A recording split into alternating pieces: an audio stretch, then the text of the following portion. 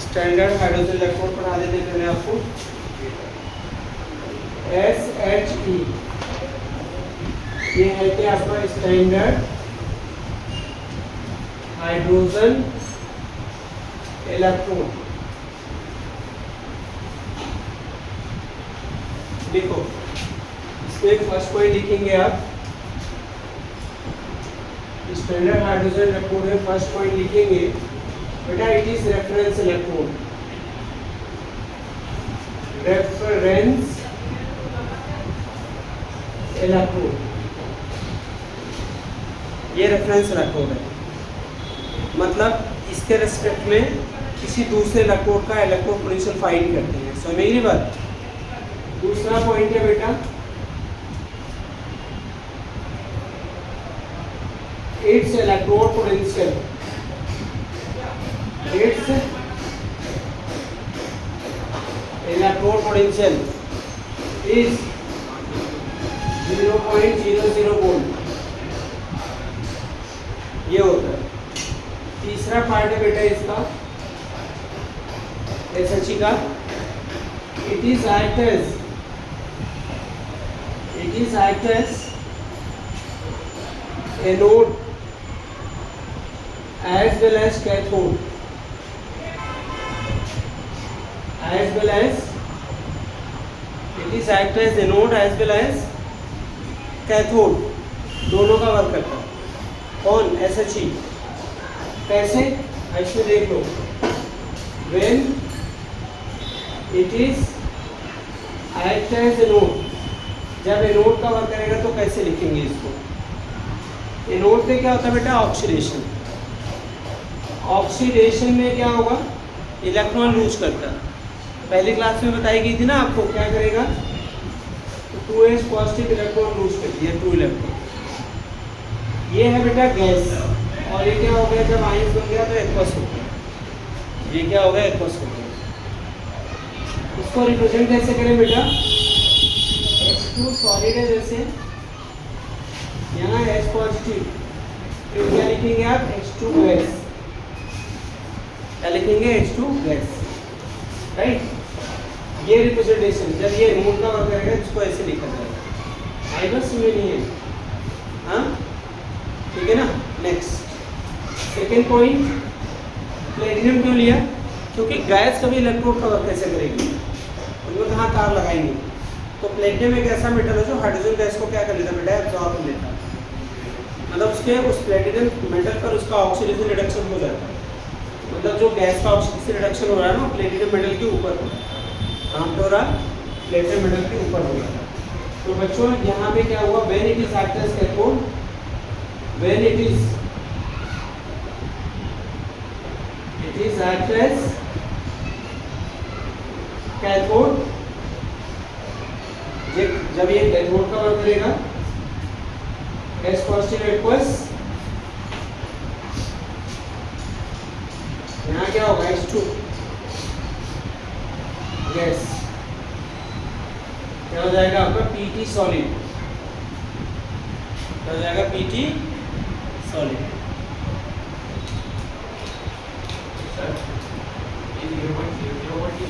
हाँ, अब 0 पूछ सकते नहीं, वैल्यू नहीं होगी। 0 वोल्ट होगा, आई मीन 0 वोल्ट।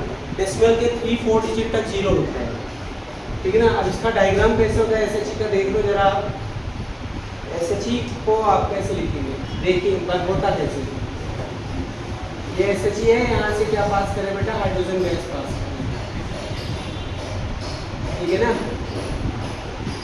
इसको यहाँ पे रख दिया, एक कंटेनर ले लिया बेटा, और एक प्लेटिनम वायर ले लिया यहाँ पे।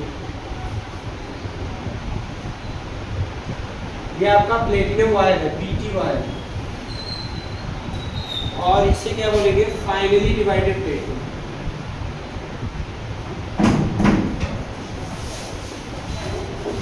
Finally divided platinum,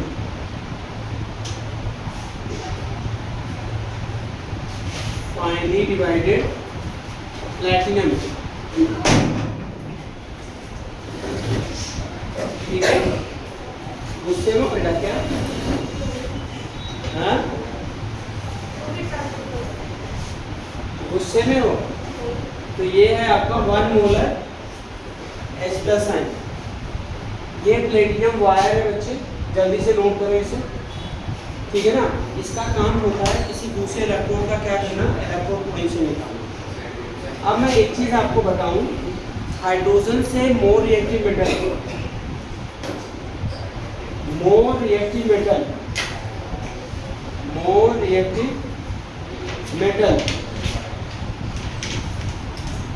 from hydrogen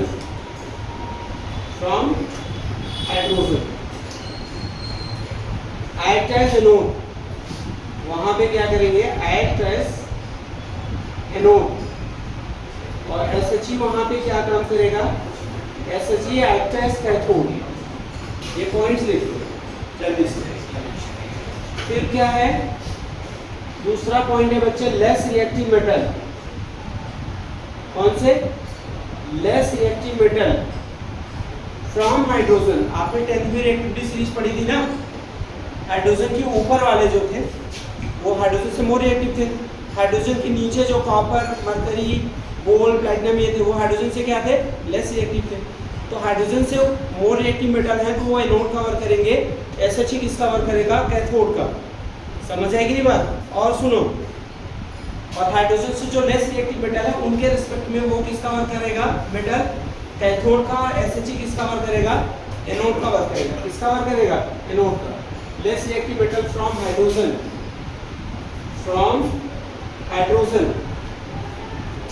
act as cathode. SHE किस कवर करेगा, SHE act as एनोड, वहां पे SHE एनोड कवर करेगा, राइट। थोड़ा सा टाइम दे दिया, आप नोट कर लो, किसी को डाउट हो तो। SHE का काम क्या था, हमने ये बोला था कि इसमें आपको क्या निकालना बेटा, इलेक्ट्रोड पोटेंशियल निकालना, क्योंकि इलेक्ट्रोड पोटेंशियल आप इंडिविजुअली फाइंड नहीं कर सकते। SHE को लेकर के उसको एक सेल फॉर्मेशन हो जाएगा, और उस सेल फॉर्मेशन पे क्या लगा देंगे आप, वोल्ट मीटर लगा देंगे।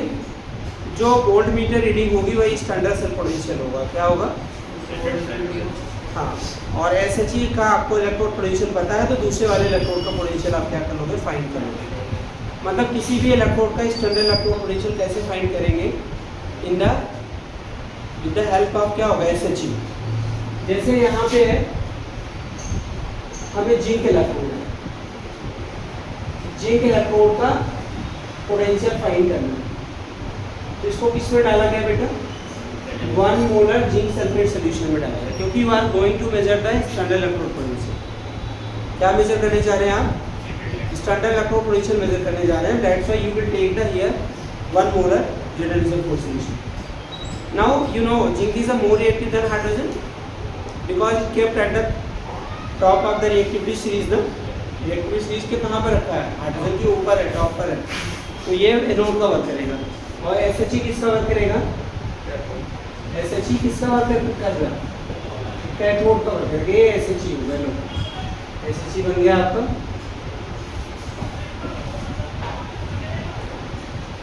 क्या आपका प्लेटिनम वायर है, यहाँ से क्या पास करें, हाइड्रोजन गैस। ये आपका जिंक इलेक्ट्रोड है। आप इन दोनों इलेक्ट्रोड के बीच में क्या लगा दिया, आपने वोल्ट मीटर लगा दिया। क्या लगा दिया, वोल्ट मीटर लगा दिया। इनको क्या कर दिया, ऐड आया ना, ये पूरा सेल बन गया। तो यहाँ पे वोल्ट मीटर रीडिंग जो आई है, एक्सपेरिमेंटली कर रहे हैं इसको, volt meter reading. Volt meter reading वो किसके इक्वल होगा, इनोड सेल की। और हाई कितना है यहाँ पे, 0.76 वोल्ट, राइट। अब मैंने लास्ट क्लास में आपको पढ़ाया था इनोड सेल इक्वल है किसके, क्या, E naught cathode minus E naught anode. E naught cell equal है किसके होगा, E naught cathode minus E naught anode, right. अच्छा, इनोड सेल आपको पता है कितना है, 0.76। यहाँ पे कैथोड कौन वर्क कर रहा है बेटा, SHE। इसका पोटेंशियल आपको पता है कितना होता है, 0.0 माइनस। दूसरा इलेक्ट्रोड कौन सा बेटा, जिंक। कौन सा इलेक्ट्रोड है, जिंक। जिंक का कौन सा पोटेंशियल लिया हमने, रिडक्शन पोटेंशियल। कौन सा, बेशक जिंक पर ऑक्सीडेशन हो रहा है, लेकिन you will take the standard electro potential. आई बात समझ नहीं आई? तो अब क्या हुआ जरा बताइए मुझे। E naught Zn two positive Zn is equal to किसके होगा माइनस 0.76। मतलब इसी तरीके से जितने भी इलेक्ट्रोड हैं उनका सबका इलेक्ट्रोड पोटेंशियल निकाला गया और उन इलेक्ट्रोड का इलेक्ट्रोड पोटेंशियल निकालने के बाद उनका एक सीरीज बना दिया गया। क्या बना दिया गया? सीरीज। और वो क्या बन गया बेटा? Electrochemical series. क्या बना दिया गया? Electrochemical series. अब वो हम पढ़ेंगे इलेक्ट्रोकेमिकल सीरीज पढ़ेंगे। क्या पढ़ेंगे? इलेक्ट्रोकेमिकल सीरीज पढ़ेंगे। Electrochemical series.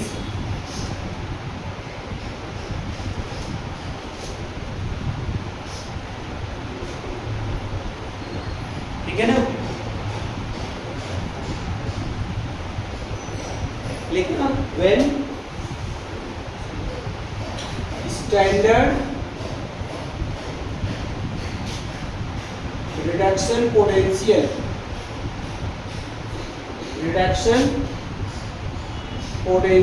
of electrode either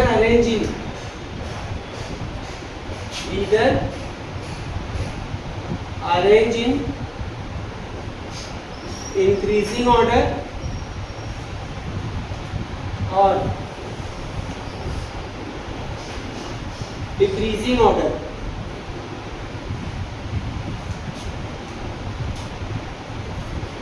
a series is obtained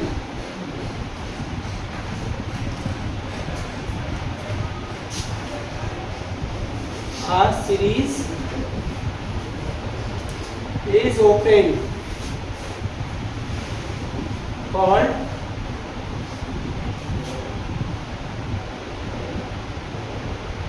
electrochemical series।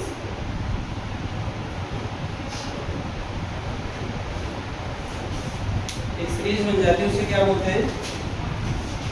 called electrochemical series। जब स्टैंडर्ड रिडक्शन पोटेंशियल को अरेंज कर दें किसमें? इंक्रीजिंग ऑर्डर में या किसमें? डिक्रीजिंग ऑर्डर में। एक सीरीज बनती है जिसे क्या बोलते हैं बेटा? इलेक्ट्रोकेमिकल सीरीज बोलते हैं। राइट? समझ आया कि नहीं है? हाँ, आप हेडिंग डलेगी आपकी इसके बाद एप्लीकेशन ऑफ इलेक्ट्रोकेमिकल सीरीज। हाँ बच्चों,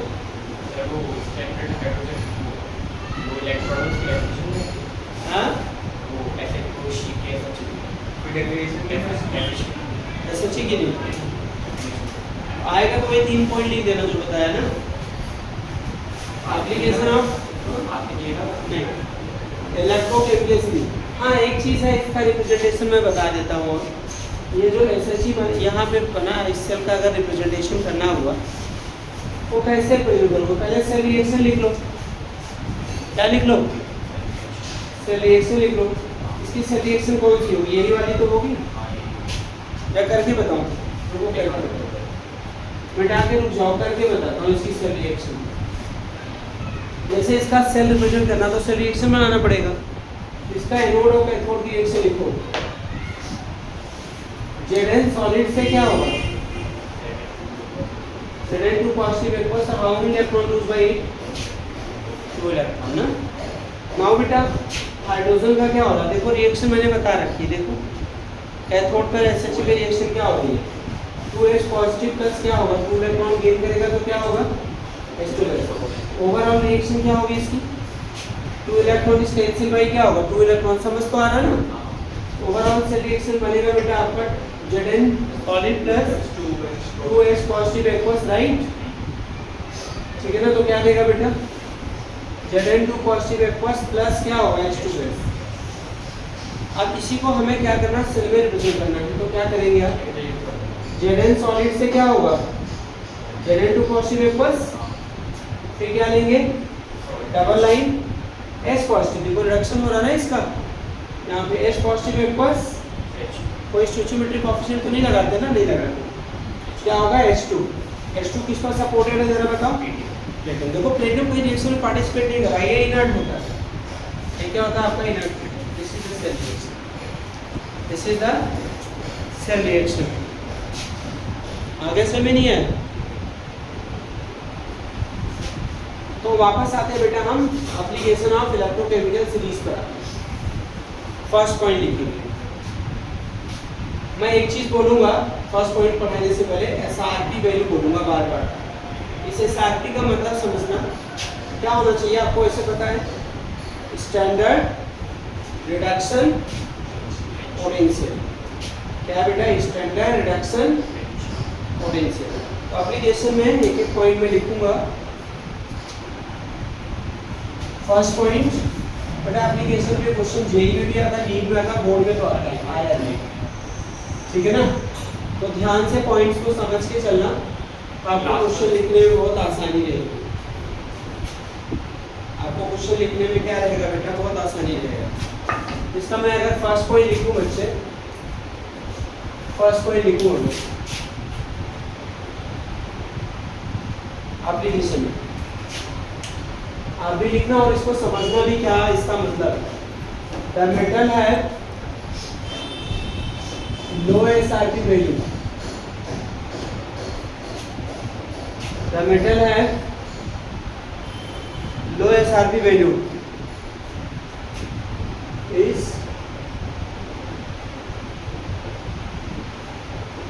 powerful reducing agent and weaker oxidizing agent। जिस भी मेटल की एसआरपी वैल्यू लो होगी उनको क्या करिए? अरेंज करिए in the increasing order of reducing power. CBSE में क्वेश्चन बना हुआ बेटा, ईयर तो मुझे एग्जैक्टली याद नहीं, लेकिन 2012 में पूछा गया है वो क्वेश्चन, ठीक है ना? ये वाला भी नहीं लिखा था, केमिस्ट्री भी नहीं लिखा था, इलेक्ट्रोकेमिकल सीरीज का लिख लिया था। अच्छा लिख लो, मैं रुक जाता हूँ 1 मिनट। चलो बेटा क्वेश्चन है अरेंज द फॉलोइंग, साथ साथ में लिखो इसको, क्वेश्चन करो इसी पॉइंट पर है, ये बोर्ड में आ चुका है। Arrange the following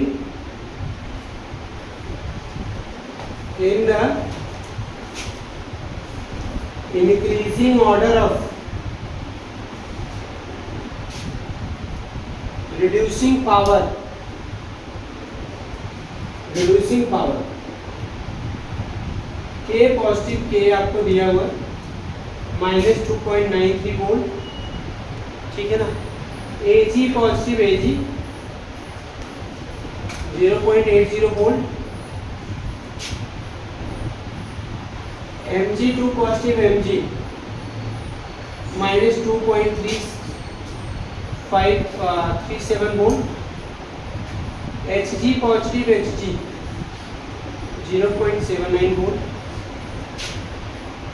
CO2 positive, CO plus 0.3 volt, Zn2 positive, Zn -0.76 volt. इनको अरेंज करना, तो आपको टाइम दिया मैंने, ठीक है ना, सॉल्व करने के लिए।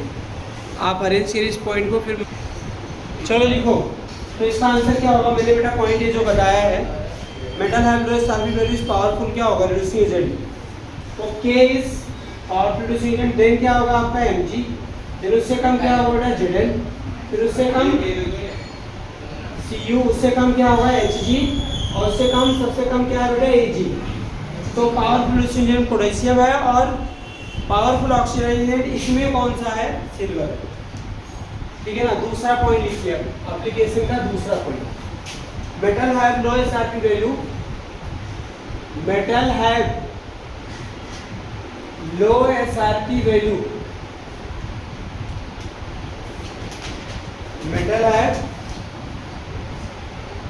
Metal have low SRP value, ठीक है ना? Is more reactive is more reactive than metal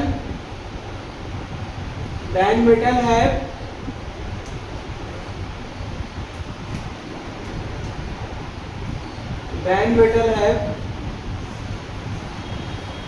high SRP value. Metal have no SRP value is more reactive than metal have क्या होगा? High SRP value. ठीक है ना? फिर एक क्वेश्चन लिखो, arrange the following metal, arrange the following metal in the increasing order of reactivity, increasing order of reactivity. कुछ metal में दे देता हूँ यहाँ पे Fe2 positive, Fe minus 0.46 volt. चलो जिंक दे दिया, तो यहाँ वैल्यू देख लेगा आप. मैग्नीशियम दे दिया, ठीक है ना, मैग्नीशियम दिया हुआ ना, यहाँ वैल्यू दी है. और एल्युमिनियम दे दिया, एल्युमिनियम का दे देता हूँ मैं, क्योंकि एल्युमिनियम का आपको नहीं पता ना. एल्युमिनियम का माइनस 1.66 वोल्ट है बेटा. और कॉपर लो, ज़्यादा नहीं दिया. अरेंज करो इनको increasing order of reactivity. Answer इसको अरेंज करो, तब तक एक क्वेश्चन में और लिख देता हूँ. Why is copper sulfate solution, copper sulfate solution cannot be stored in,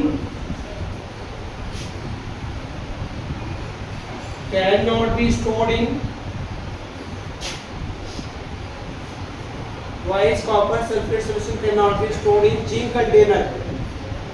क्या बेटा? Zinc container. याद रखना, बड़ा इंपॉर्टेंट क्वेश्चन है. इसका आंसर हो गया बिकॉज क्या होना चाहिए इसका answer? Zinc is more reactive than copper. Because zinc is more reactive than क्या होगा? कॉपर. और यहाँ ऑर्डर बता देता हूँ इसका आंसर. सबसे ज्यादा होगा आपका Mg रिएक्टिविटी, फिर Al, फिर Zn, आयरन, फिर क्या है सबसे कम? कॉपर. ठीक है ना? कॉपर नहीं लिया था तो छोड़ दो, कॉपर नहीं लो. Next third properties, third characteristics application.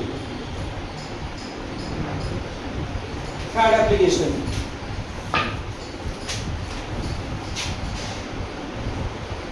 metal have low SRP value, displace metal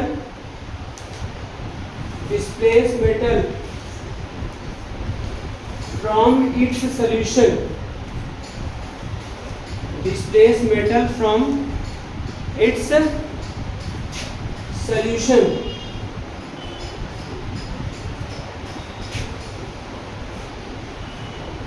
Displaced metal from its solution have high SRP value. है क्या होगा? Have high SRP value.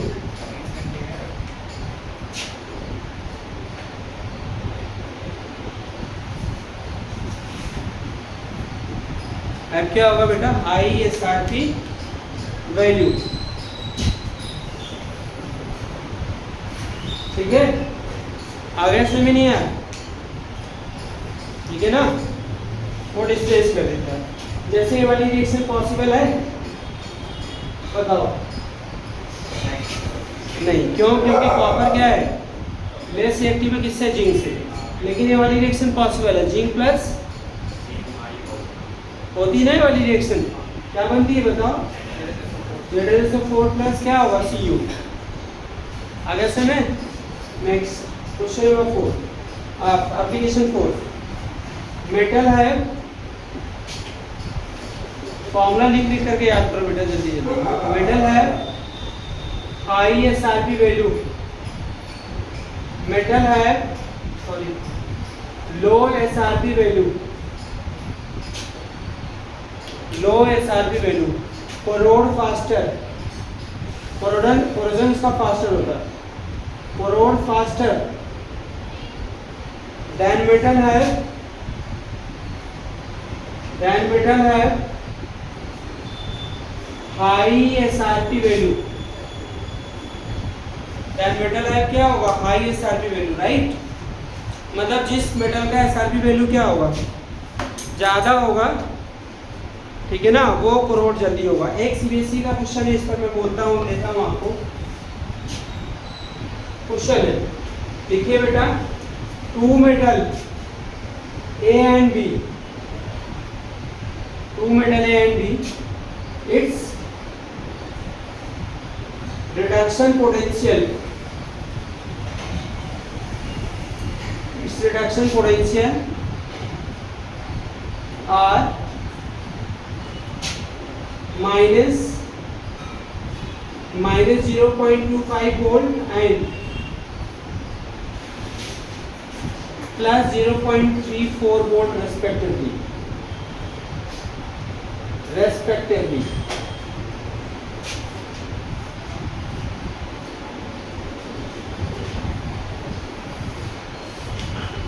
In between two atoms, in between two metals, which will ये बेटा थोड़ा change कर लो, सुनो ये वाली value -8 volt, which will prevent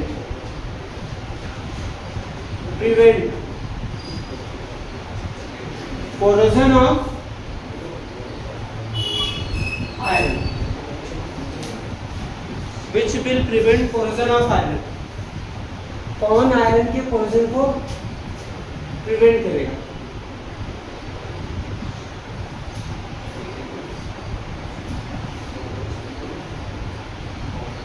Which will prevent corrosion of iron.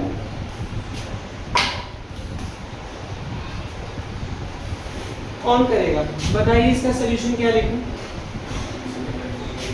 Metal A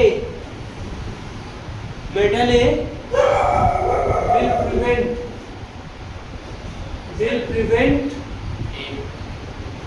corrosion of iron. देखो iron का जो एसआरपी वैल्यू होता है, बताओ क्या होता है? -0.44 वोल्ट होता है।